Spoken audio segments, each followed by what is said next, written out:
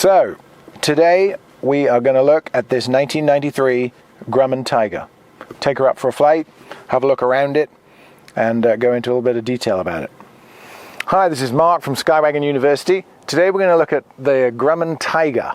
This is a 1993. It's one of the last ones built. There was a gap in production where they ended in 1979, and then a new company was formed and they've rebuilt the Tiger, and they built 181 of them, and this is one of those 181. A little bit of irony in that number, just as trivia. 181, PA28 181 is the Archer, which is its direct competition. But we'll go over some of the performance numbers and its specifications and have a little bit of a look around it. So, this is the big brother. This is the biggest of the range. There was the Traveller, the Cheetah, and the Tiger. And the Tiger's the 180 horse. The Traveller was much smaller engines, 2-seat trainer, and the Cheetah was like a Tiger with a 160 horse in it. The Tigers have 180 horsepower Lycoming in them. The main thing about their design that's so different from everything else is there's not a single rivet in view anywhere on the plane. I mean, if you look at the wing, it's dead smooth. Cowlings, boot cowl, fuselage, tail, everything. There's not a single rivet. And what they do is it's all metal, and it has ribs. You can see them actually under the skins, but it's a bonded sort of laminate of aluminum with a honeycombed delicious center, like a crunchy. It's a honeycombed mesh in between that makes it very, very strong. So there's no rivets, therefore no drag. So for what this is, being 180 horsepower and a fixed prop and a fixed gear, kind of like a Piper Archer type of category plane, it's fast. So they do like 130 knots. They do 182 speeds, 4 seats, 9 gallons an hour. And the dimensions are, it's 22 feet long, which is short relatively to a lot of general aviation planes, and 30 feet wide, which is also narrow relative to a lot of general aviation planes. A lot of Cessnas are 35, 36 feet, the Moonies 36 feet. So this is narrower and shorter, so there's a lot, therefore is less drag there too. So let's start at the front and we'll pop the lid and have a look at the engine. So to pop the cowl on this, I don't need to whip out my handy multi-tool and undo a whole load of screws and fasteners and edit through it. I just press here and here and it releases it. And 2 pins come out of 2 holes and it opens, and there's a little rod up here which pops into like a button, like on a jacket, and holds it up. And there it is, open. Very conventional. It's a 360 cubic inch 4-cylinder Lycoming, 180 horsepower, fixed pitch. It'd be exactly what's under the front of a Piper Archer, for example. Archer. Oil filter, oil cooler, very, very normal under the hood, and very easy to do a pre-flight on. I mean, you just open the side, pop the hood, open the bonnet, remove the cowling, whichever language you speak. And then to close it, we just pull the bar back off here, latch that, and then guide the 2 pins inside. Just guide the 2 pins back into these holes and then click. And when they're flush, it's closed. If one of them's like that, it isn't closed. So it just clicks into place. Same on the other side. They both open. Very accessible. I mean, they started making these in 1969, the whole airframe design in the little Traveller, but the cowling was the whole top would come off. So you don't need to remove the prop to take that off. This comes off easily, this splits very easily. So they've had a lot of years to design in some nice features to it, especially as this is the last year they were made. So steering it, a Piper would have 2 rods and rudder pedals and a steerable nose wheel, and you can help it with a bit of brake. This has a free castering. It's a steel bar going down into the front of the nose pan, and the nose wheel then trails behind that, and it's totally unsteerable. It just free casters. So the steering is all differential braking. I mean, if I were to push on this wing, it'll just rotate round to 90 degrees. That's as far as it goes, and it will literally swivel in its own space. So it's actually very, very handy on the ground, and a little bit difficult to push backwards with a tow bar, but you'll get used to it and it just becomes normal. But that's a nice feature for maneuverability on the ground. In a run-up area you can just turn. The main wheels they're the same size as on a Cherokee. They're like 600s and a 500 nose wheel, and the main gear legs are fiberglass. They're just fiberglass rigid gear legs with fairings on them. No shock struts, no oleos, no rubber discs, no anything. So it's like a very good trainer, so you don't have to maintain that sort of mechanical gear because it's all just like fixed parts. So getting in and out, doors. It has no doors, it has a canopy. I'm over the other side of the plane just for camera angle. So you can get up both sides onto the wing walk area, which is reinforced. And you open the canopy by just turning this handle and sliding it back. And that's fully open. And then to get in, obviously you just step in and lift up the seat cushion, stand on the base, step down into the plane. So it's very easy, front and back and out both sides. It's got a little bit of a lip to step over, and you just sort of get used to getting in and out of it like this.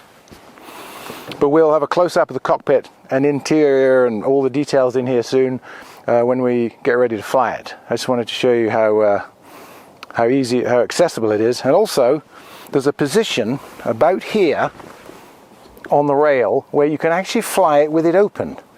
It says 112 knots max with canopy open to here, no flight with canopy beyond this point. So you could fly it like that. Keep all your maps and things held down because it's a bit windy, but you can fly it like that. And obviously when you're taxiing it around on a hot sunny day, open. A little bit like an RV. So on the tail, remember it's shorter, it's only 22 feet long. The tail's 8 feet tall. The Tiger's, this later version of the Tiger has a taller rudder.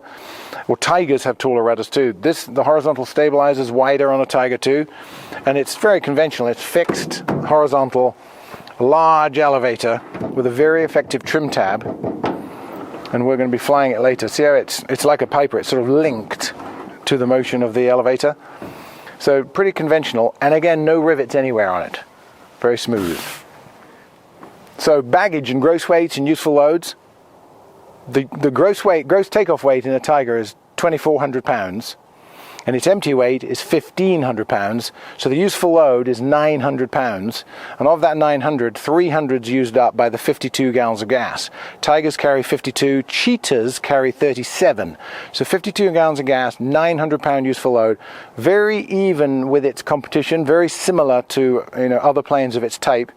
The baggage door here is on the left, and it's short because it's got to clear this canopy when it's open. 120 pounds in there, fairly sizable.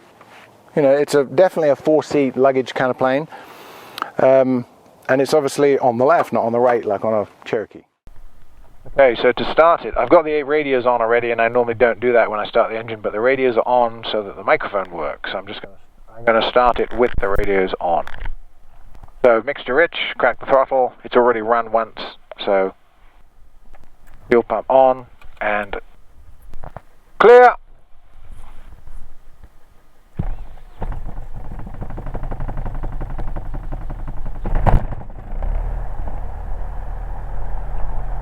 She's running, we got oil pressure, okay good. Everything's very light on the controls. A tiny bit of right brake and I'm swiveling it around in its own space. And you don't really need to get used to not having a steerable nose wheel. It feels steerable with differential braking. Especially in a tail dragger, there's a lot of differential braking. And if anybody's watching this for the first time, this isn't a road, it's a taxiway access, or it's a road, but it's taxiway access and it's on the airport, so we use it for making the videos so that it's not cluttered in the background with hangars and other planes and things. I like this throttle quadrant in these later Tigers. It feels like throttle proper mixture, but it's actually... Placerville traffic, Cutlass 9785 Bravo, departing runway 23 to the west, Placerville. It's actually throttle mixture, and then what looks like prop is carb heat. That Cutlass that just took off, it's a Cessna 172, 180 horsepower, retractable Cutlass. This plane is faster than it, and it's retractable. We actually should do a video on a Cutlass, we haven't had one yet. So here we are in the run-up area. Very conventional run-up, so it's just going to be cigar controls. Whoops, hang on a minute. Here comes a RV, and I'm using the whole area. Move it over here. We'll run it up out of the way. See how that turned out of the way so quickly?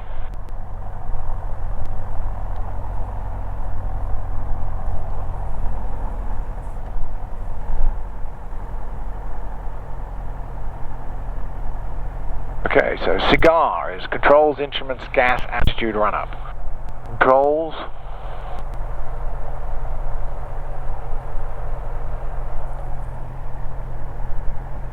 Instruments. That's slaved, so it'll already be in the right place. Gas, both of the two tanks, left and right, no both. Goes left or right. Attitude. Run up. So just the normal fixed pitch type run up, which would be 1700 RPM. Check the mags. Left. Both. Right. Both. Just going to lean it, see if it's rich.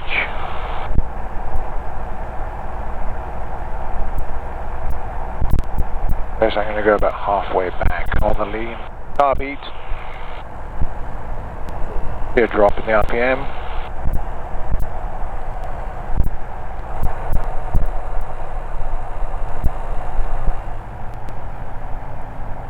And then idle.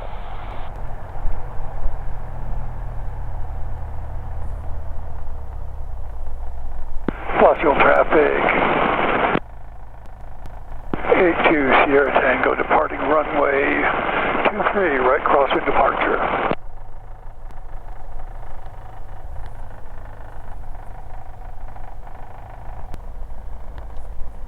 I got the poem stuck in my head, Tiger, Tiger, burning bright in the forest of the night. Okay, so the drone's flying, we're ready to go. Fuel pump on.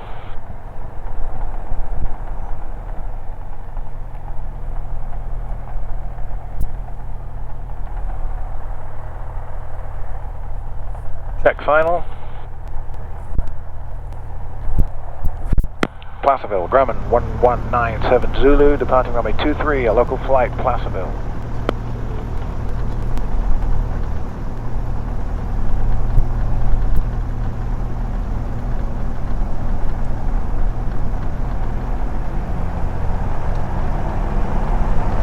Smoothly to full power. Airspeed's coming alive.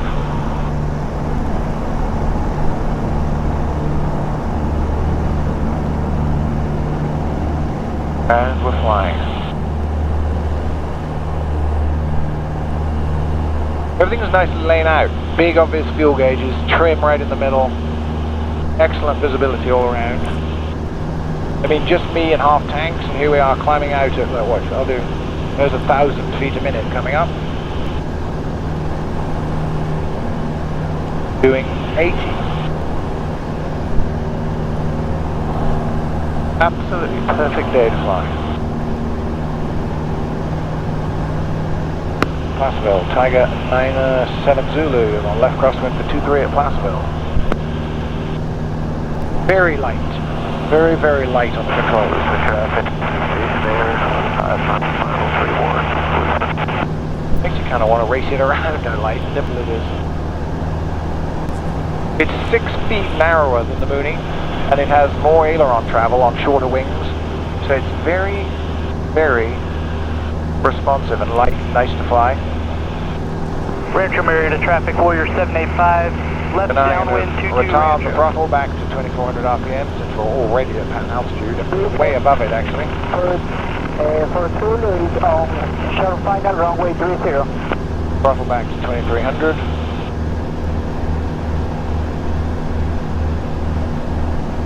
Trim. There it is, look at that. Absolutely great. Should have made more than 181 of these.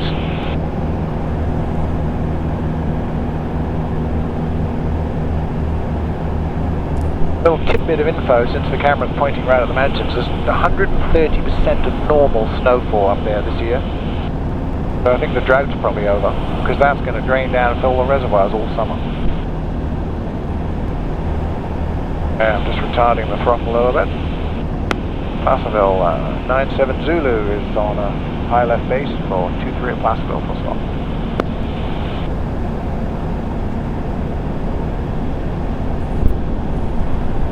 Fuel pump on. Close the traffic. Station air 2 mile final 31. RPs. Flaps.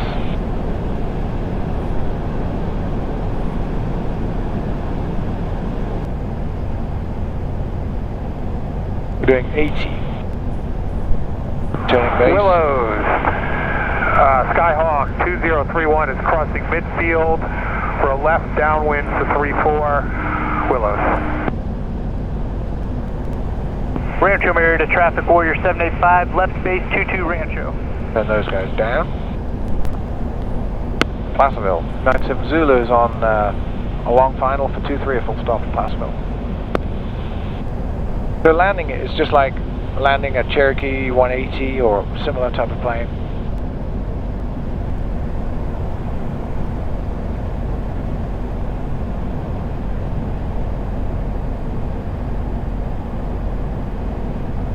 Rancho Marriott Traffic Warrior 785, final. Floats around up here, it's so nice.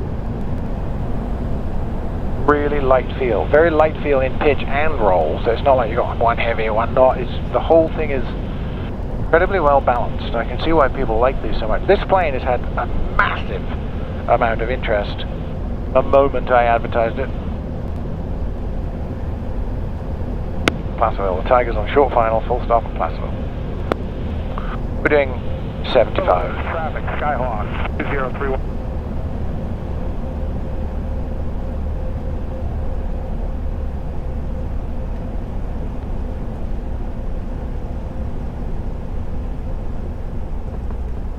Off the brakes and just gently flare. Oh wow, you don't get that on camera often. That was a nice one. Gently pull back and brake a little. Here we are. The high-speed exit of Placerville is a third of the way down the 4,000-foot runway. So without excessive braking or working very hard, that just landed very nicely in that gap. And then flaps up. They go down by holding them, but they go up all the way on their own. Flaps fully up, switch to neutral. And then, if this was summer and it was 105 degrees, bam, air conditioner on.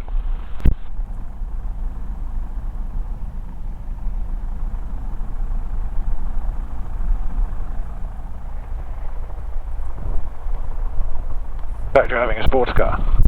Arm over the side. So getting out of a Tiger. Hold on here, not on here. Stand up, 1 foot over the side and away. And if you don't want to go right over the side, you just stand on the seat base under the cushion. So, special thanks to Dale Dalton. Dale owns this plane and has for a very long time, and he's selling it now, reluctantly, but he's very kindly said to make a video of it, and we appreciate that very much. Thanks, Dale. And this is Mark at Skywagons University, having just had a quick flight around and look around a 1993 Grumman Tiger.